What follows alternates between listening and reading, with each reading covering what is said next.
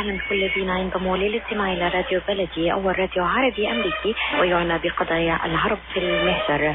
برامجنا في راديو بلدي كل يوم جمعة من 8 وحتى 9 صباحا مع ليلى الحسيني في بث حي ومباشر وعبر WNZK راديو 690 AM. صباح الخير بلدي، صباح الخير لكل مستمعينا. Welcome to Radio Baladi, the first Arab, Middle Eastern, and American simulcast radio show. Radio Baladi is broadcast every Friday morning on WNZK 690 AM from 8 until 9 Eastern Time on Good Morning Michigan with Layla Al-Husseini. Our call-in number 248-557-3300. And now, stay tuned for the best radio talk show on Arab and American issues with your host, Layla Al-Husseini.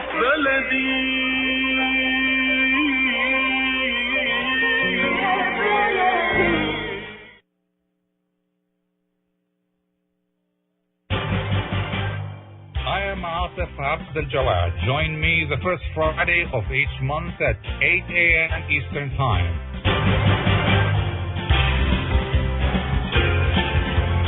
I will be discussing some of the most important issues and events in the Middle East live on America's Voice of the Arabs.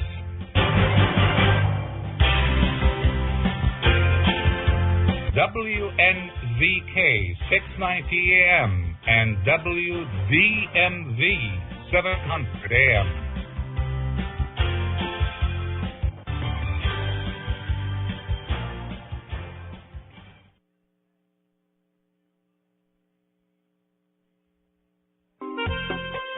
Ziyad brand.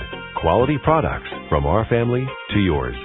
Ziyad Brothers Importing offers the finest quality products, including brands like Sultan, Kraft, Nestle, Hook, Rico Picon, Donna, and many more. Ask your retailer to carry these fine products because you deserve the very best.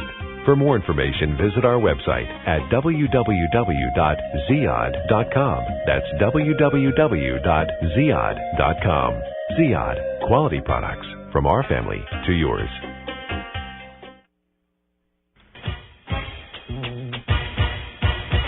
Betsy's Bridal and Formal, Michigan's largest selection of special occasion dresses. Exclusive bridal and cocktail fashions for formal engagements, proms, showers, pageants, mother of the bride and groom, and full bridal wear. Sizes 6 through 30. Betsy's has over 33 years in the bridal business. We promise you the best quality service and alterations. Betsy's Bridal and Formal is located at 6189 Haggerty Road in West Bloomfield. Call 248-669-9999. That's 248-669-9999.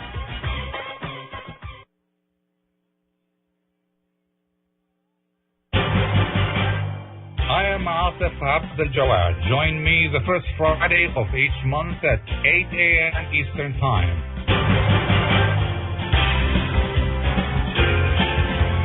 I will be discussing some of the most important issues and events in the Middle East live on America's Voice of the Arabs.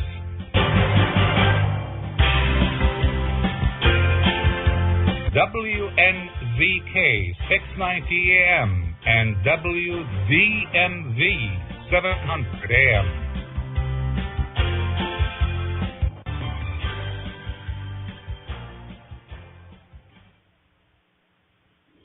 Good morning. The declared objective of the U.S. is to degrade and destroy ISIS.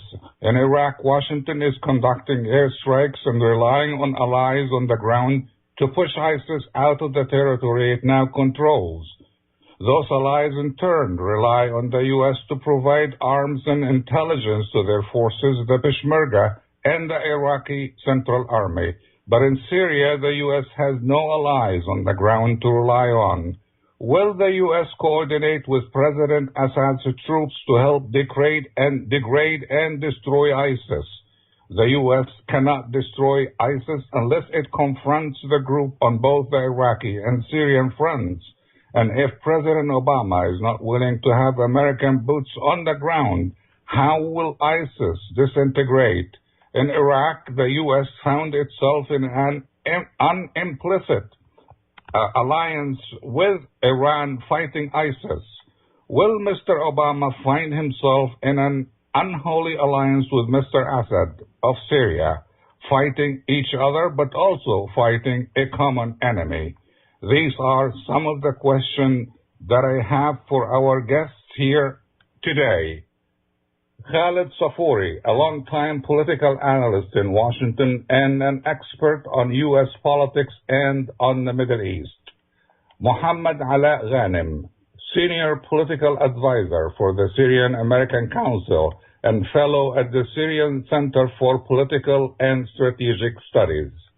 And George Stifel, president of the Syrian Democratic Organization in the U.S.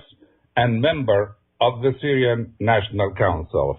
And because I'm not sure who of the guests has already joined us. Doctor, sorry to interrupt. We have both guests, Dr. Khalid, and we have also George. So we are going to start with our two guests, Mr. Safouri and Mr. Stifel. And let me start with Mr. Safouri, but the question is posed for both guests. And the question is, how best can the U.S. degrade and destroy ISIS? Mr. Safouri. This has been a dilemma for the U.S., and even though there's lots of blame put on the Obama administration, I believe the Republicans share the dilemma. Last Thursday, Congresswoman Elaine Ross-Lehtinen was on CNN. She was asked that question, should we hit ISIS in Syria? And she said, no, hold on a second. We don't want Assad to benefit. So this dilemma has been not only taken by this administration, it's also a dilemma for even Republicans who have been demanding a hard hit for ISIS. So I think they have to have the formula where they have to arm and help the Syrian opposition, the legitimate opposition, so they strengthen it while they're weakening ISIS. So if ISIS is hit, the regime in Syria does not benefit. I think that has to be planned. It needs planning. They need to arm them, and they need to train the Syrian opposition with the new arms, more advanced arms, so they can stand up with against the Syrian army in the case that ISIS collapses. Mr. Stifel. I also agree with Dr. Safouri on this issue, and that is at the time being when saying no, that if they attack ISIS in Syria, therefore they strengthen Assad, it's to the contrary.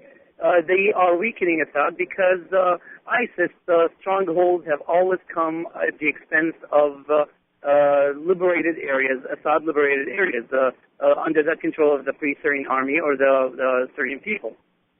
So what happens for the past year and a half since ISIS showed up on the ground in Syria was attacks on Free Syrian Army and strongholds of the Syrian public. And today we have... But else, I mean, they have massacred or killed Yazidis and some Christians, but most of their victims have been Sunni Muslims. So I think Muslim groups know that very clearly, and they believe that ISIS or ISIL, whatever you want to call it, is a direct threat on Islam because it distorts Islam. Muslim organizations frequently are not asked by the press or major news organizations about their positions, even though they publish and they email and fax their statements to the major press. The press does not repeat it. And this is some position I think the American press want to show Muslims in general as backward or bad people. They don't want to show that they take positions. And I see criticism constantly on Fox News of Muslims not taking a stand. And I take the phone and call most Muslim organizations. I call CARE and Impact and ISNA, and they all have taken very strong position, critical of ISIS, condemning all their action. And for some reason, the American press decides to ignore it. Mr. Stifel, as a representative of the Syrian community or minority in the region also, do you think that ISIS does not really represent mainstream Islam? Absolutely not. They do not represent mainstream Islam. Let me just speak on. Let's be frank about it. We are Assyrian Christians. We are a minority based on ethnicity and based on religion. For the past 2,000 years, we've lived in harmony with each other, Muslims, Christians, Assyrians, Arabs, Kurds, in Syria without any problems. To say that all of a sudden the Sunni Muslims of Syria, who are very moderate to say the least, would all of a sudden become ISIS, have an ISIS mentality, is very, very hard to believe. And that's saying it based on knowing our neighbors, knowing the people we've lived with. And to say that ISIS represents the overwhelming majority of Muslims, that's not true. They're no different. ISIS is a terrorist organization, no different than any other radical group that exists around the globe, of all different groups out there. And they have their supporters, but they do not represent the majority. They're no different than the Nazis. You'll find Nazi supporters in the U.S. You'll find Nazi supporters anywhere in the world, just like you'd find ISIS supporters in the Muslim world or anywhere else. Not to mention, let's say about a year and a half ago, when ISIS or ISIL or IS now, whatever they want to call themselves, showed up in Syria, their number of fighters was estimated between 1,000 to 3,000. They've grown in numbers where they've had the majority of fighters are non-Syrian fighters, and they've come from other countries around the world. And they found all of these people that have the same style of thinking, radical thinking, like these guys, have joined together in Syria or Iraq. And majority are not from the region; they're from outside the region. I was in Mosul about 2 years ago, and there was the people over there were disgruntled. Even the minorities were disgruntled with the way the government was acting. The government was very, very discriminatory against anyone who did not belong to the same sect. So therefore, now you've got disgruntled Sunnis in Iraq that have shown some support to ISIS because ISIS fought the government of Iraq. Same thing in Syria. You have people in Syria who have been bombarded by the Assad regime for the past 3 years, being killed, targeted, tortured, imprisoned. We have Christians in prison right now in Syria. We have Assyrians in prison in Syria being tortured by the Assad regime. One of them is actually the leader of our own organization, the Assyrian Democratic Organization, who is right now in prison, and other members, the president, Mr. Gabriel Mouche, and Dr. Samir Ibrahim, who is a voter, who is also on the political bureau, who's also in prison today, being tortured by the Assad regime, simply because they spoke their mind. These are non-ISIS fighters. These are non-Islamists, and they're still being imprisoned. So to say that ISIS represents the majority, that's not true. ISIS has some support, and just like any other group, and ISIS has killed by far more Sunni Muslims than any other faith and any other sect in Syria or Iraq. A few weeks ago, when they killed 700 members of the Shaitat tribe in Deir ez-Zor, these are all Sunni Muslims. They're not, as long as you do not agree with them, they will kill you, regardless of who. Yes, there is a genocide happening against Yazidis. Yes, there is a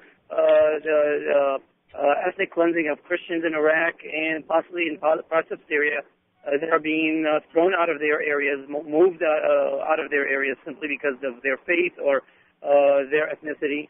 But the majority of the targets of the killings have been Sunni Muslims. We have with us now on the line Mr. Dawood Walid. He is the director of CARE. CARE is the Islamic American Relations Organization. And go ahead, Mr. Walid. Yes, good morning. I'm actually the director of the Michigan chapter of CARE National Office. I just was listening to some of the comments that were being discussed in terms of Daesh or ISIS, their brutality. And of course, we at the Council on American Islamic Relations condemn the mischief and mayhem that ISIS has committed both in Iraq as well as Syria. And I'm not sure all of what was said prior to my coming on, but I would also like to highlight that this issue of ISIS definitely should not be discussed in the vacuum or looking at the terror and the the mayhem that they're causing right now, but this didn't start in a vacuum. There was no ISIS operating in Iraq during the time of Saddam Hussein. So we need to also look at the role of the unintended consequences of when our country, the United States of America, involved itself in the illegal invasion and legal occupation of Iraq, armed multiple sides in a conflict that helped produce a civil war. And now we have ISIS that, in their mischief and in their mayhem that they're committing, both in Iraq and in Syria, they are using American military vehicles with 50 caliber machine guns, rocket launchers, and they're using other sophisticated American military hardware as a consequence of our destabilization of Iraq and them getting a hold of weapons. And this is part of the foreign policy situation that we haven't learned from as a country. Also, I would also like to mention the cumulative effect of the Salafi doctrine that's exported by Saudi Arabia for a number of decades, in which the Saudi government itself has spent billions of dollars of spreading a type of message, an unspiritual message, in my view, an uninclusive message that labels other, not just people who aren't Muslims, but other Muslims, labels them mubtadi'een or heretics, not proper Muslims, which then this type of intolerance opens up the door for extremists such as the Taliban, Al-Qaeda, and now this ISIS or Daesh group that is even so radical that even Al-Qaeda themselves have denounced ISIS as well as Boko Haram, because even they're too radical for the radicals in Al-Qaeda. Okay, Mr. Walid, please stay with us on the line. I don't know if Mr. Safuri is still there, but if you are still there before you go, I want to see what you think about the origin of ISIS. Why don't we talk frankly about who is behind ISIS, who gives them money, who provides their organization and training? Well, I have 2 more minutes, and I will say it fast and short. I believe that ISIS is the remnants of Al-Qaeda that was gathered in Iraq as a result of the U.S. invasion of Iraq in 2003. Many foreign members of Al-Qaeda came to Iraq to fight the American troops, and it became a gathering point for them. And while they were there, they were raising money from many Gulf countries, from, I believe, private donors. I don't believe the governments in the Gulf were engaged in funding them. And many of them, former military members of Saddam's regime joined in Al-Qaeda, and they provided training, and many of them had prior training with the Iraqi army. Some of them had training in Afghanistan. They fought on the side of the Taliban during their war against the Russians. So you have many elements that gathered all together and formed, and then these groups, some of them split from Al-Qaeda and they formed their own organization. They would not abide by Al-Qaeda rules. They didn't want to follow the teachings of Al-Qaeda, and they decided to be independent, and they became much more vicious than Al-Qaeda. And with that, I conclude, and I have freely to run to an engagement. Thank you, Atif. Thank you, Khalid. Have a good day.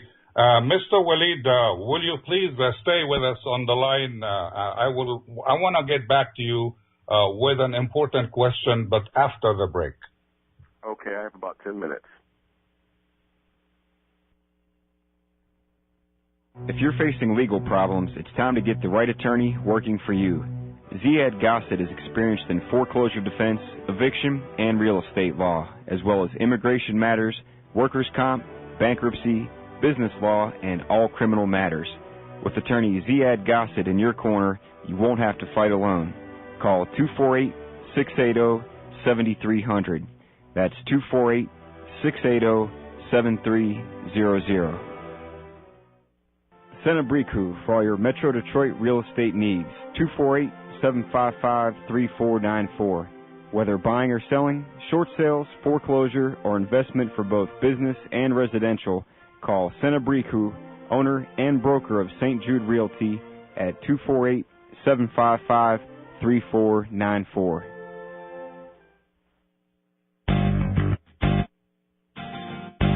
New Concept Product and Design، رائدة إعداد وتجهيز المطاعم والمطابخ بالمعدات بشكل كامل، غرف التبريد والثلاجات. يمكننا مساعدتكم في الحصول على التمويل اللازم لمشروعكم، وكذا الحصول على الإجازات اللازمة من الدوائر الصحية. نخدمكم بخبرة 25 عاما. ناجي عبود صديقكم الدائم. للاتصال الهاتف رقم 248-442-9292 248-442-9292 وتماما على 33900 West 8 Mile Farmington Hills. للمزيد من التفاصيل زيارة الموقع الإلكتروني www.nuconceptproducts.com.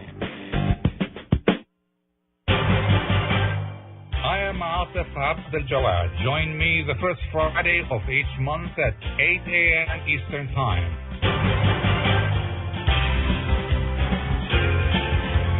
I will be discussing some of the most important issues and events in the Middle East, live on America's Voice of the Arabs.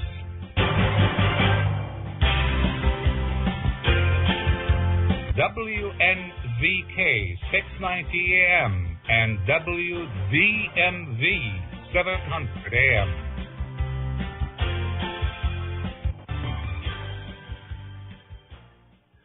Welcome back to our discussion with our guests, and I would like to get back to Mr. Dawood Walid, a representative of CARE in Michigan. Mr. Walid, do you think you have and the Muslim organizations in America have sufficiently condemned what ISIS does? And Mr. Safuri, before he left, said that major American news organizations ignore your expressions of condemnation on purpose, deliberately, to display Muslims as a whole as people in bad light.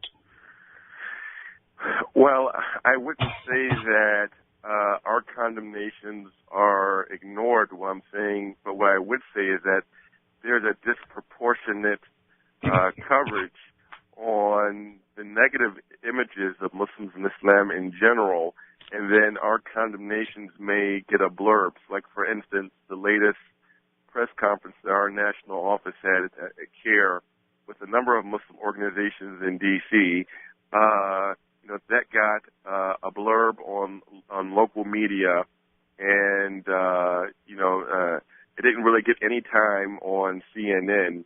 But then CNN will show over and over and over again stories about ISIS, then going into conspiracy theories of, are there a mass amount of sleeper cells of Arab and Muslim in America wanting to go and join ISIS. So, there is definitely a gross disproportion of the media coverage where the American Muslim organizations are not given, and the Arab American organizations are not given the opportune time to discuss these issues. It's normally talking heads and pundits who are even discussing these issues who are not Arabs, who are not Muslims, have never lived in the region, who don't know Arabic, and they're just making a living off of punditry, giving out misinformation and furthering stereotypes about Muslims and Arab.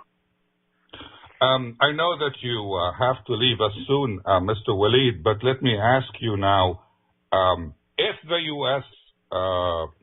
starts striking ISIS in Syria as well, they are already striking them in Iraq, how could the U.S. avoid the accusation among the Muslim community at large that they are actually attacking Muslims or Islam? And we have the same accusation leveled at President Bush during his years in the so-called war on terror. Well, I mean, it's a very complex issue, because if America does unilateral strikes or strikes with Britain against ISIS, then it will be seen as imperialist powers or neo-colonial countries that are intervening in Syria to bomb ISIS. I think the only way it could work is that if there was an international coalition that was involved in coordinated airstrikes, in which it was Russia, some countries in the Gulf, and as well as Iran that were involved in some sort of coordinated attack against ISIS. But if it's an issue of just America or Britain, or even if it were some of the Gulf countries along with America and Britain, it would be seen as problematic, especially in the sense with the relationship between the Gulf countries and the Syrian regime. Mr. Stifo, how important it is for the U.S.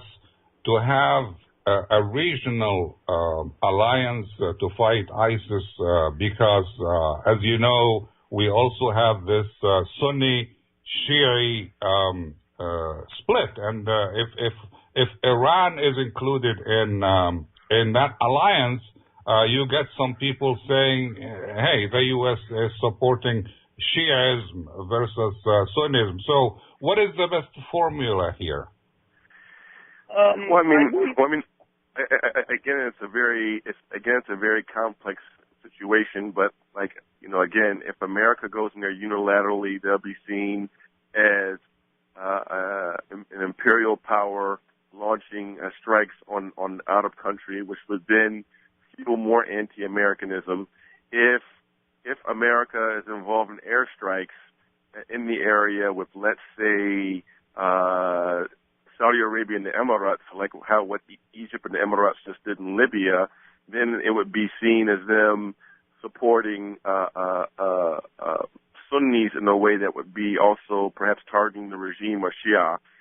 So I believe that, as it is a risky political calculation, that the only way to avoid this is to be involved in a coalition in which the Gulf countries and Iran and Russia are brought in. I mean, even right now, I just read a news story yesterday where the Saudis and the Iranians, who are geopolitical adversaries, they've opened up talks and they've opened up discussions about the threat of ISIS, because the reality is that ISIS is a strategic threat to both the stabilities of Iran and Saudi Arabia. So the Saudis and the Iranians are talking right now relating to ISIS. So if they can talk and perhaps get some cooperation regarding ISIS, then perhaps we can cooperate with the Russians and other powers as well of having a unified front against ISIS. But there are accusations against Saudi Arabia that they might be financing ISIS. I'm not talking about the Saudi government, but some accuse the Saudi intelligence service of fomenting troubles for Maliki in Iraq. Yeah, I've heard those too, and I'm not sure of the veracity of those accusations. I have no doubt, though, that people in the Khaliji states and private donors have been funding ISIS, and even before, and still Al Qaeda. But it would, for the actual Saudi regime to fund ISIS, it would be a strategic. Major strategic blunder. At the end of the day, in Abu Bakr al-Baghdadi's strategic map for reestablishing Caliphate Khilafah, his plan is to come and take over Mecca. I mean, that's what they have according to their strategic plan and their map, which would, unseat the Saudi regime. So I do highly doubt that the Saudi government had anything to do with funding ISIS. We are coming back to resume our discussion in a few moments after the break.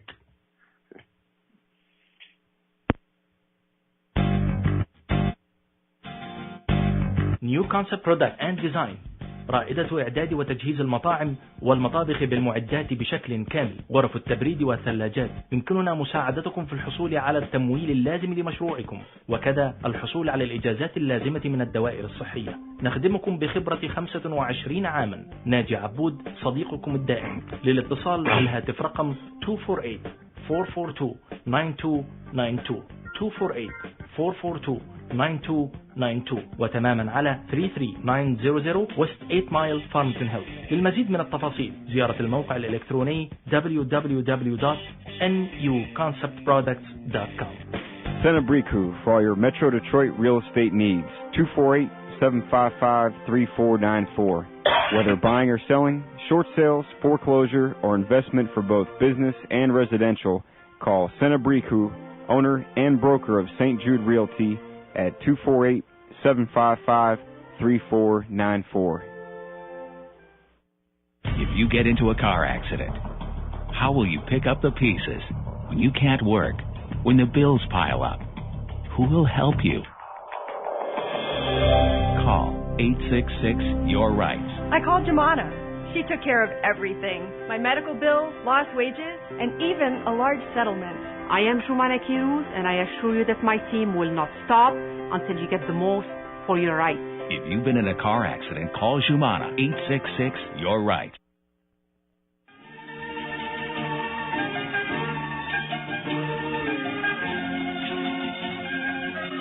مؤسسة الحياة للإغاثة والتنمية في مدينة ساوثفيلد في ولاية ميشيغان، المؤسسة الرائدة في العمل الإغاثي والإنساني.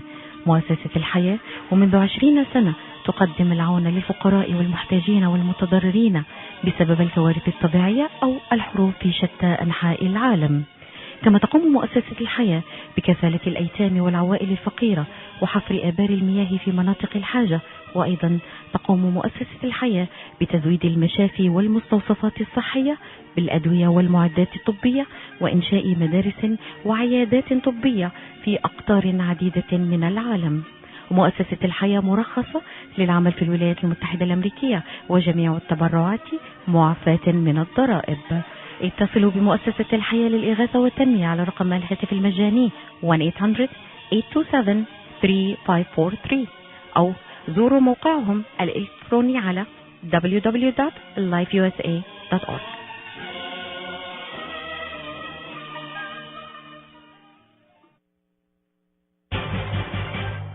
I am Atif Abdel Jawad. Join me the first Friday of each month at 8 a.m. Eastern Time.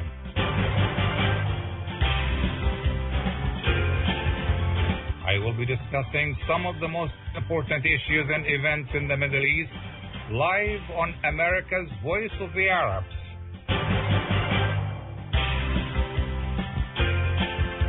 WNZK 690 AM and WZMV 700 AM.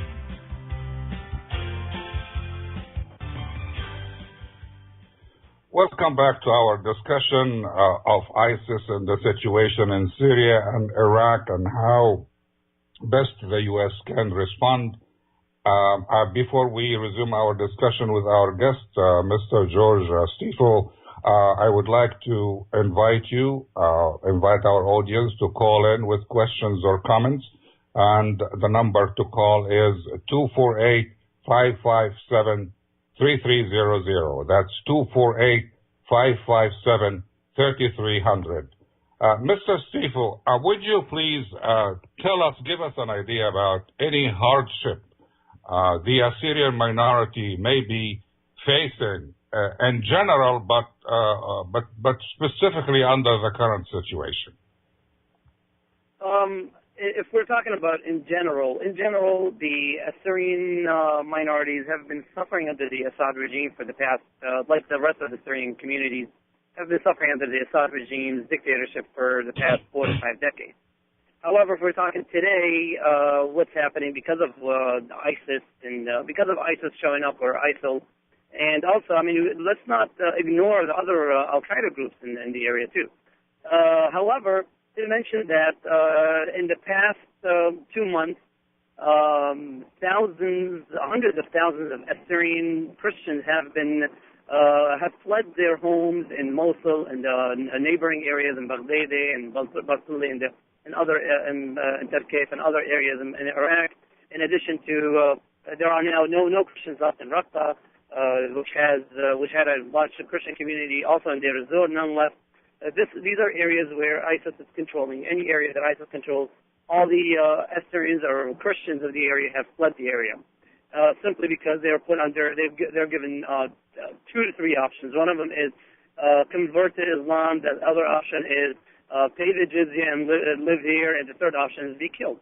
So none of the options are worthwhile for the people to stay there. And since they have no power to fight back or do anything, they decide to leave the area. I mean, it got to a point in Mosul where even the infants were asked to give them to take off the earrings off a 6-month-old infant daughter of a Christian family to give it to ISIS. So that's some of the hardship. In addition to that, they're fleeing to areas where they don't know their future. They don't know what to do. I personally have a cousin who is right now in Syria under the control ISIS has taken as a prisoner for the past 6 months. And we don't know what will happen to him. No different from the rest of the people that are under their control right now. Some of the other things that are falling upon the areas where ISIS controls, all the churches end up being demolished, brought down. No form of any other faith can exist as long as ISIS is around.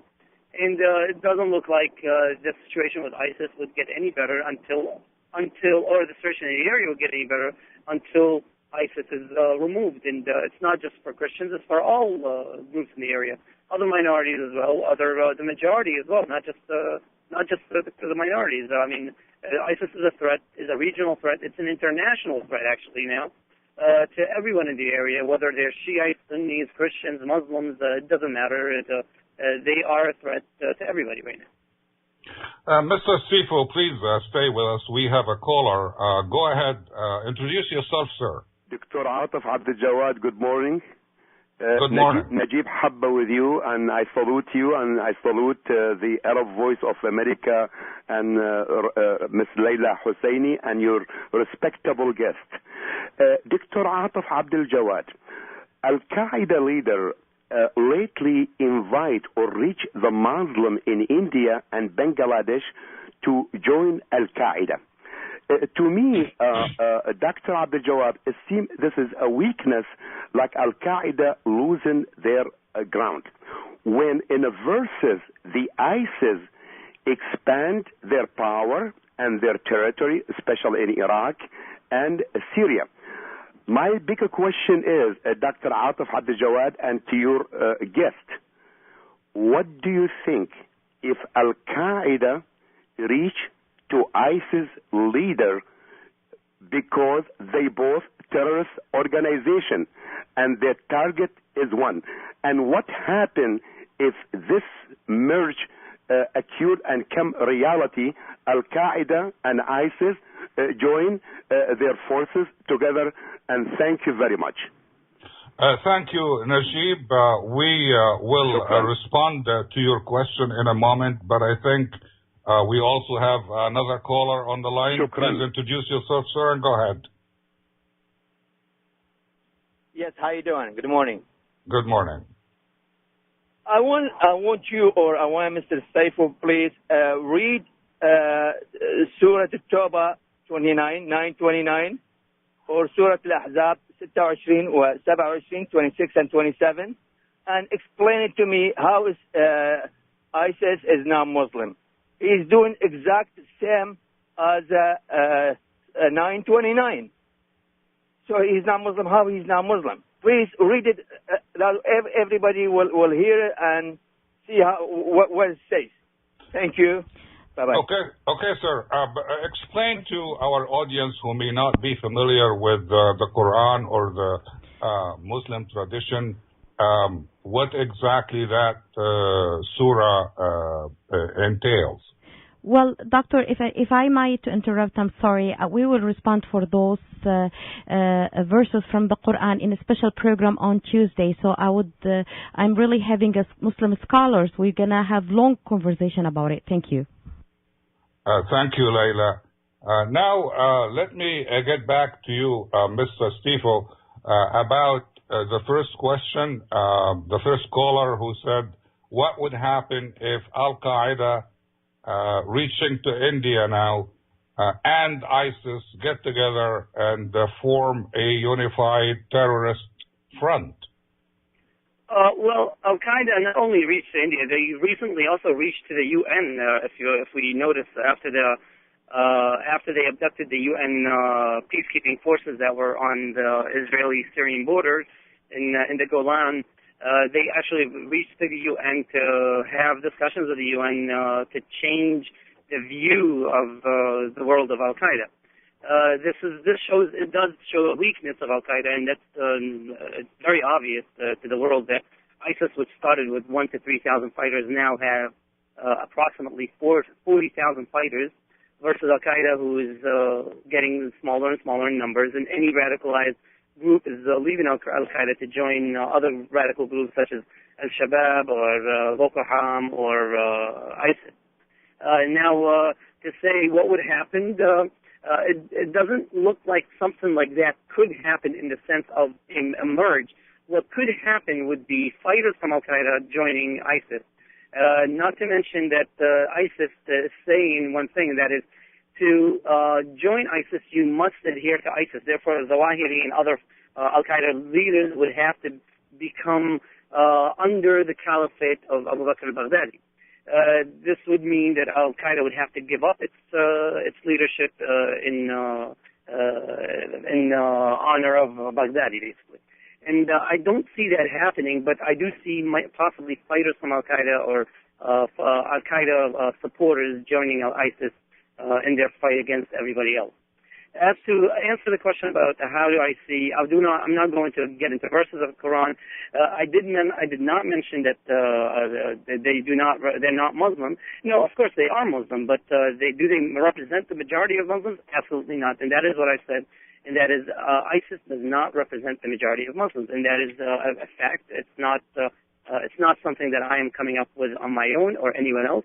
ISIS has a few thousand approximately 40,000 fighters, and possibly just as many supporters, or maybe give or take unknown numbers. But that is not over a billion Muslims out there. So they do not represent the overwhelming majority of Muslims. Mr. Stifel, obviously your organization and your minority group is opposed to Bashar al-Assad's government. But at the same time, if the U.S. strikes ISIS inside Syria, would that not reinforce, strengthen your opponent, Bashar al-Assad? As I mentioned in the beginning of the show, although it might give Assad a little support, however, the overwhelming, and if not to say almost all of it, we could even percentage-wise, over 90% of ISIS attacks have been on non-Assad areas. And most of the people killed by ISIS are non-Assad fighters. They are Syrians, either the civilians or the Free Syrian Army, or supporters or fighters among the Free Syrian Army, or other brigades that are loyal or fighting alongside of the Free Syrian Army against the Assad regime. So to say that Assad would benefit, it's possible. They might benefit a small percentage, but the majority of the benefit would come to the Free Syrian people. The revolutionaries. I will not call them rebels. They are revolutionaries. They are freedom fighters, and they are the ones that are being killed by ISIS. The number of people killed by ISIS just this past month that are non-Assad fighters is by far many more than the Assad fighters. Only recently that we've seen attacks on Tabqa Mata airport, and also on the 17th Brigade in Raqqa. And the total number of Assad fighters killed in both is estimated around 500. Just a couple of months before that, over 700 people from Deir ez-Zor were killed, were the fighters against the Assad regime. So to to say that only Assad benefits is not true. Assad might benefit by a very small percentage, but the majority of the benefit will come to the free Syrian people and not the Assad regime. However, there is one thing that might be a benefit to the Assad regime, and that is strengthening its political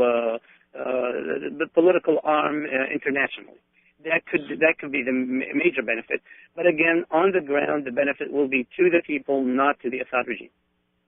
Correct me, Mr. Sifo, if I'm wrong, but I understand that by and large, the Christian community in Syria is in support of Bashar al-Assad simply due to the fact that they realize the alternative to Bashar al-Assad could be worse. The Christian community in Syria is no different than any other community. It's split among those who are opposed to those who are in support, but the overwhelming majority of the Syrian Christian community has been silent, has been in the silent majority. That was the majority of the Syrians altogether, by the way. They've all been silent in the middle, not unknown. They fear the unknown. However, the alternative today to Assad, everybody promotes it as being Daesh or ISIS or any other group like that, but that is not the truth. That's not the truth. The alternative to Assad that will benefit Christians and all Syrians, by the way, would be a civilized, a civil government that has a civil constitution that protects the rights of all Syrians, regardless of faith, regardless of ethnicity, be it Muslim or Christian or Arab or Assyrian or Kurd, regardless of faith or ethnicity, your rights are protected by the Constitution, by a civil government. That is the goal of the Syrian revolution. That is the goal of the people of Syria, and that is what we seek. However, it's being promoted that the alternative to Assad is someone like ISIS. That is not the goal. That is not the Syrian people. That is not what we want. And that's what the people of Syria will continue to fight for, a civil government, a government that believes in the rights of all of its citizens. So you are essentially are facing a dilemma. On the one hand, you are fighting Bashar al-Assad, and at the same time, you would like to fight ISIS. Now, is your community actively engaged in fighting or in opposition to both groups, the Assad group and the ISIS group? Christians in general do not bear arms. We know this. They're peaceful people, and especially in the Middle East, they're very, very peaceful. They do not bear arms. They do not fight. They do not have brigades. There are some pockets of fighters around Syria of Christians. There are some Christians among the Free Syrian Army as well, and they're of course among the current Syrian Army. However, the overwhelming majority are speaking out against both sides. We have people speaking out against the government. We have people speaking out against ISIS. People who are fighting to protect the minorities in a safe haven in Iraq, and that might be the current solution at the time being, protecting all minorities, be them Assyrian Christians or Yazidis or the Shebek or other minorities in the area, to at least have a safe haven or a governor that's protected by the UN peacekeeping forces for the time being. That could be the solution at the time being, but that's not the long-term solution. The long-term solution will become what is and always will be a civil government that has a constitution that protects the rights of all of its citizens and supports every single individual in the country.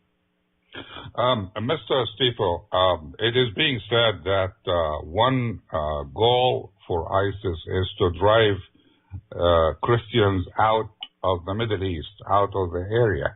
So do you observe any trend of emigration among your minority group? Yes, there has been a major trend. A large percentage of Christians from Iraq and Syria have been fleeing the country, the region. It's a big dilemma for us, for the entire region. This is something we've always had for thousands of years. We coexisted together as Muslims and Christians without any problems, and now all of a sudden we have a group that's in the area killing everybody and attacking minorities in certain areas in Iraq and Syria, and that has led to a major I would say exodus of the minorities from those areas, similar to what happened to the Mandais, the Sabian Mandais in Iraq after 2003, where the population had went down from tens of thousands to a small number, a handful number of a few thousand living in Iraq. This is what's going to happen. It looks like this is what's going to happen to the population of the area unless the international community steps in to protect these minorities in those areas, to protect them, be it in a safe haven or some other form, or having UN peacekeeping forces on the ground to protect the entire population of the area, not just the minorities.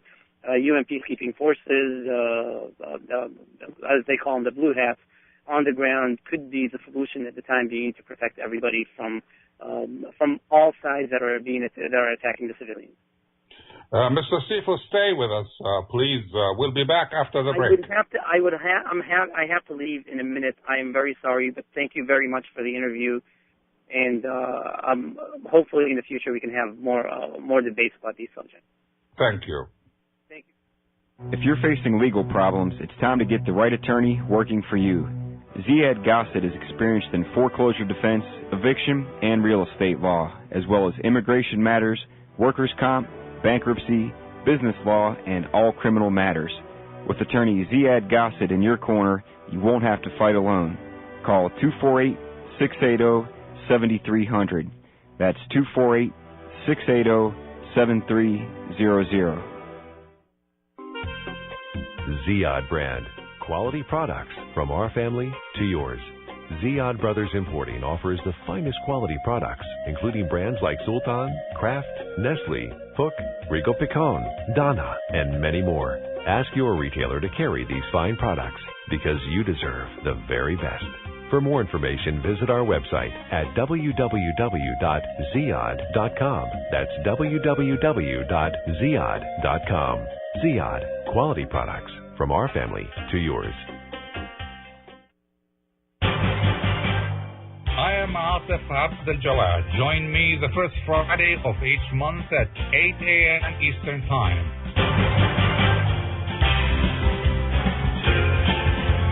I will be discussing some of the most important issues and events in the Middle East live on America's Voice of the Arabs.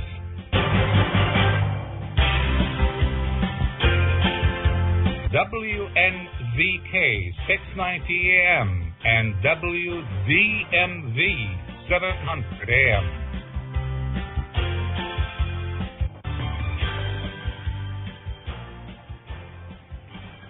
Welcome back to our discussion of the ISIS crisis to degrade and destroy ISIS. Now we are running out of guests and we have a few remaining moments. What we have been discussing is how best can the U.S. respond to achieve its objective in degrading and destroying ISIS. Now, there are other groups as well in the area, but perhaps ISIS is the most brutal, as evidenced by its slaughtering of 2 American journalists. But the trend of extremism is indicate that the region will remain in turmoil. We have seen Al-Qaeda in the 90s and the early 2001. We have seen Al-Qaeda in Iraq during the American invasion of Iraq. We have seen right now in Libya, extremist groups are fighting each other and killing civilians and innocent people. And it's everywhere. And it's being said that those extremist groups emerged as a result of the Arab Spring. You want to call it Arab Autumn, you want to call it Arab Winter, whatever you want to call it. The old system has collapsed. Dictatorships have collapsed. And in the vacuum that resulted, those groups found fertile grounds. They are flourishing now, but not for long. And the idea that we can resolve extremism through the use of force may be effective for the short term, but not for the long term. I had the pleasure of presenting the show today, and for the last few minutes I had to conduct this monologue because I have simply run out of guests. I salute you all, and I see you the first Friday of next month. Goodbye from me. I am Atif Abdel Jawad. Join me the first Friday of each month at 8 a.m. Eastern Time.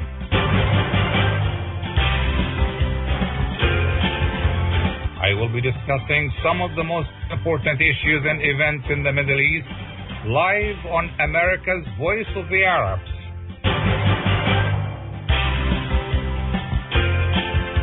WNZK 690 AM and WVMV 700 AM.